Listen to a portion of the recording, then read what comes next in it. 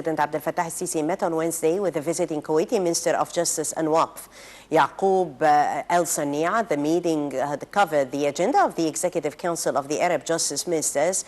Those included activating the mechanism to implement anti-terrorism agreements and boosting judicial cooperation in the field of combating terrorism and human trafficking.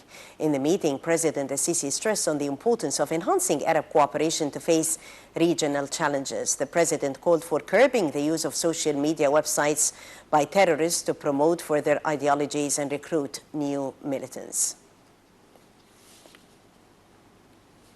Prime Minister Sharif Ismail inaugurated on Wednesday the 5th round of the Industry and Trade Ministers Conference of the 8 Islamic Developing Countries Group that is taking place in Egypt under the auspices of President Abdel Fattah al-Sisi.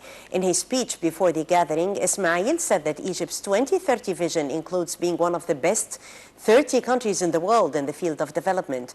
The Premier added that Egypt will participate in the 11th Economic Summit that will be held in China, stressing on the importance of cooperation among member states to achieve justice and joint targets, especially on the economic level. The conference is attended by a number of businessmen and investors, as well as governmental officials, to promote economic growth and investment opportunities among member states.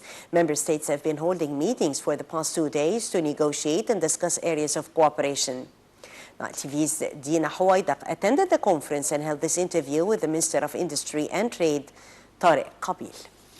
How did the conference help in gaining back the confidence of the investors?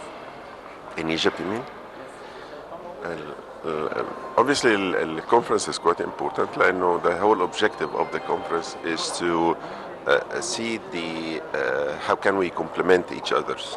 This is why we have like 13 sectors we're focusing on that include textile, include cement, include building materials, include SMEs and so forth.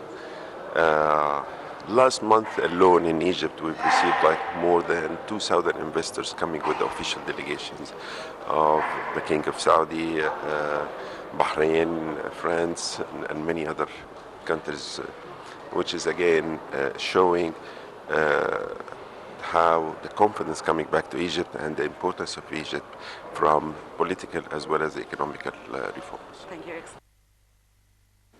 Meanwhile, Foreign Minister Sameh Shukri heads Wednesday the United Nations Security Council ministerial session tackling the ideology of terrorist organizations. The meeting is held upon an Egyptian initiative since it takes over the presidency of the current UN Security Council session. This comes on the second day of his visit to New York, where he is taking part in the UN Security Council and General Assembly sessions.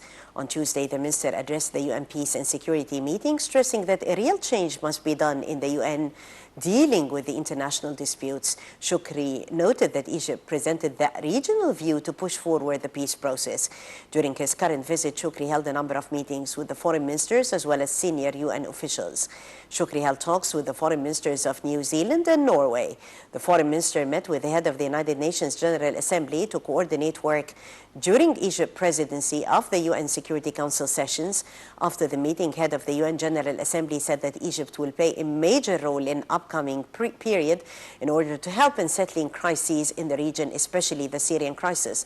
The talks also covered the need to restructure United Nations. Foreign Minister is expected to give interviews to a number of news agencies and international papers. Authorities had decided on Tuesday to open Rafah border crossing with Gaza. The border crossing opens on Wednesday and Thursday for the crossing of students and patients stranded on both sides to cross. Officials said that extra staff was assigned to the border crossing to facilitate procedures. Authorities opened the border crossing frequently in an attempt to alleviate the suffering of the Palestinians in Gaza.